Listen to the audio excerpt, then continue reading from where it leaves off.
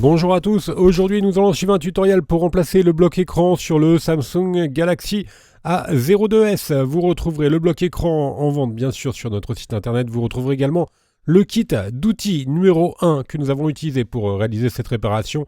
Le bloc écran et le kit d'outils sont également disponibles dans le kit complet de réparation qui va comprendre en plus des stickers pour repositionner votre batterie et le patron adhésif d'aide au montage. Le patron papier d'aide au montage, vous le retrouverez avec votre commande, il est offert. Les retours sont également gratuits ainsi que l'assistance technique. Et n'oubliez pas le code de remise, c'est YouTube, il vous permet de bénéficier de 10% de remise sur la totalité de votre commande.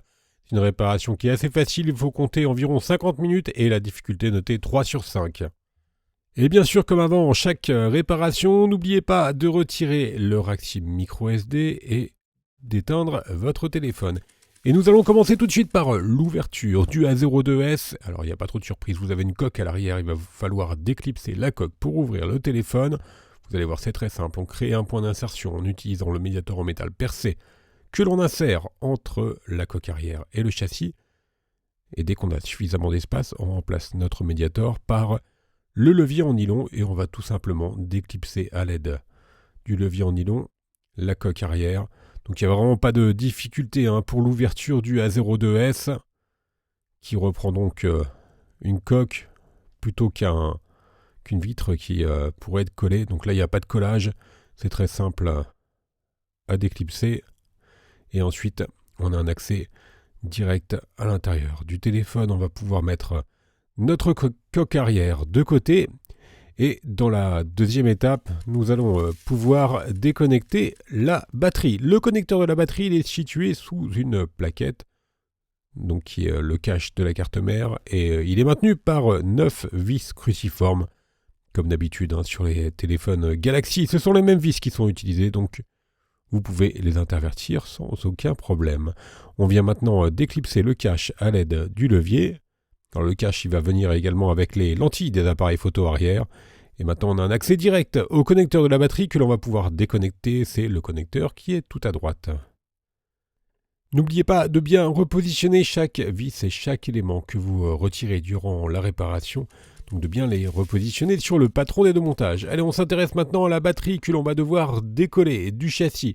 Avant de la décoller, nous allons retirer la nappe qui est donc au-dessus de la batterie. Il s'agit d'une nappe d'interconnexion qui relie le connecteur de charge à la carte mère. Une fois qu'on a décollé la nappe, on va devoir chauffer l'écran. Alors pourquoi on chauffe l'écran? Tout simplement pour faciliter le décollage de la batterie qui est juste en dessous.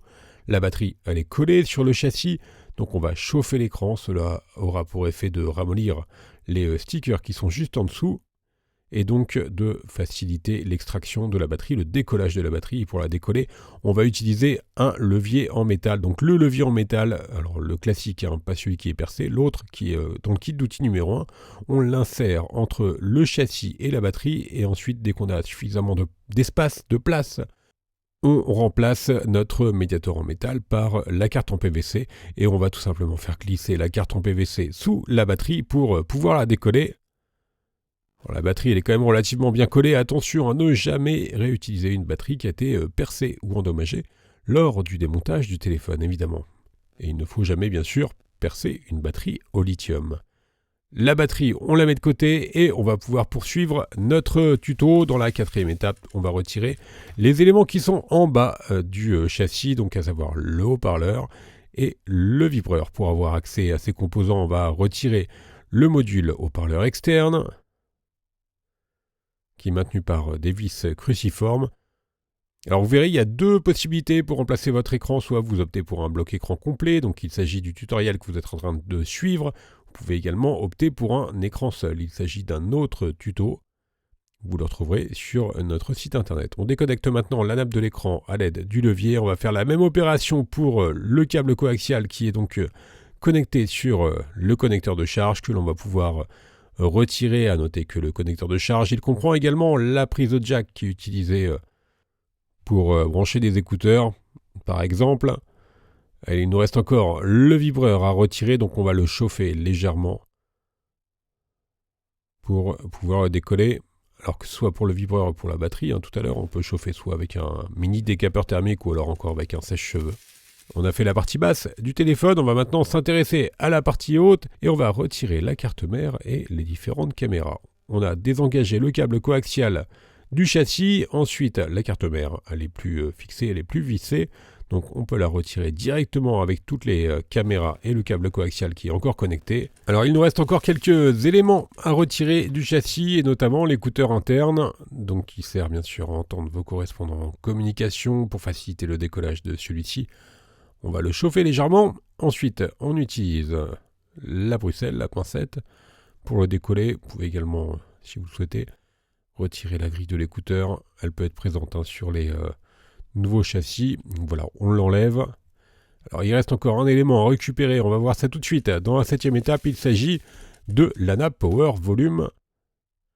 Donc il est retiré uniquement si vous achetez un bloc écran compatible. Si vous achetez un bloc écran d'origine, vous n'aurez pas cette manipulation-là à faire. Donc on a chauffé la nappe et on vient décoller la nappe et également les boutons. Donc je vous rappelle, c'est uniquement à faire si vous avez acheté un bloc écran compatible que vous retrouverez sur Bricophone, ou alors si vous avez opté pour un écran d'origine, ce n'est pas la peine de réaliser cette opération, la nappe étant déjà collée sur le châssis. Et la partie démontage est maintenant terminée, on va pouvoir donc s'intéresser au remontage, et donc vous avez deux solutions. Soit vous avez opté pour un bloc écran compatible sans la nappe Volume Power, ou soit vous avez opté pour un bloc écran d'origine avec la nappe. Je pense que vous avez compris. Si vous avez opté pour un écran compatible, un bloc écran compatible, remettez bien sûr la nappe que l'on a précédemment enlevée sur votre châssis. Et si vous avez opté pour un écran d'origine, vous pouvez passer directement à l'étape où l'on décolle les adhésifs. Voilà, c'est quand même relativement simple. Donc il y a quelques adhésifs de protection et notamment l'adhésif de la batterie, on va y venir un petit peu après. On commence par remettre l'écouteur interne de l'oreille. Faites bien attention, vous avez vu, il y a des petits picots sur l'écouteur interne de l'oreille qui doivent faire contact avec la carte mère que l'on repositionne ensuite sur le châssis. On remet notre câble coaxial que l'on fait passer dans les guides qui courent le long du châssis. On remet également le vibreur et on vient reprendre notre connecteur de charge que l'on repositionne bien sûr sur le châssis. Une fois que celui-ci est correctement repositionné, nous allons pouvoir reconnecter notre câble coaxial. Alors vous avez vu, le câble coaxial, il passe sous la nappe de l'écran. Et donc on reconnecte en premier le câble coaxial, on vérifie qu'il est bien positionné sur le châssis. Et ensuite, on vient refermer la nappe de l'écran qui passe donc par-dessus le câble coaxial qui est utilisé pour le réseau. On reprend notre haut-parleur que l'on va pouvoir remettre sur le châssis et on vient le refixer à l'aide des 8 vis cruciformes que l'on avait enlevées tout à l'heure.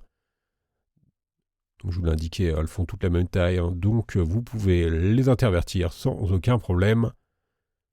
Il nous reste à enlever le sticker de protection de la batterie. On va reprendre notre batterie que l'on repositionne bien sûr sur le châssis.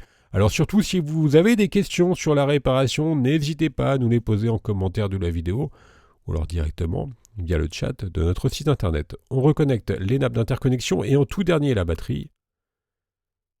Et maintenant on va pouvoir remettre le cache de protection de la carte mère.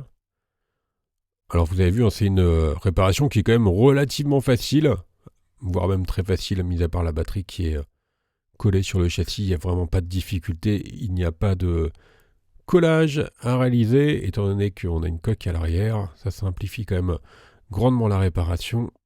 Et on remet nos 7 vis qui maintiennent le cache de la carte mère. Et la réparation sera presque terminée évidemment. On va pouvoir reprendre notre coque arrière et on va appuyer fortement sur tout le contour de celle-ci pour la clipser sur le châssis. Voilà, c'est OK. Vous avez toujours un petit film de protection qui est sur l'écran que l'on va pouvoir enlever. Et on va faire un petit récapitulatif des produits utilisés pour mener à bien cette réparation. Alors vous retrouverez sur notre site internet le bloc écran, soit en compatible ou soit en origine, le compatible étant bien sûr un petit peu moins cher que le bloc d'origine. Vous retrouverez également le kit d'outils numéro 1 ou le kit complet de réparation. Je vous rappelle que l'on reste joignable par mail, par chat et également par téléphone. N'oubliez pas, le code de remise, c'est YouTube et il vous permet de bénéficier de 10% de remise sur la totalité de votre commande. Vous nous retrouverez bien sûr sur les différents réseaux sociaux. Quant à moi, je vous laisse avec un lien direct vers les pièces détachées. Merci à tous d'avoir suivi ce tuto et à bientôt pour de nouvelles réparations.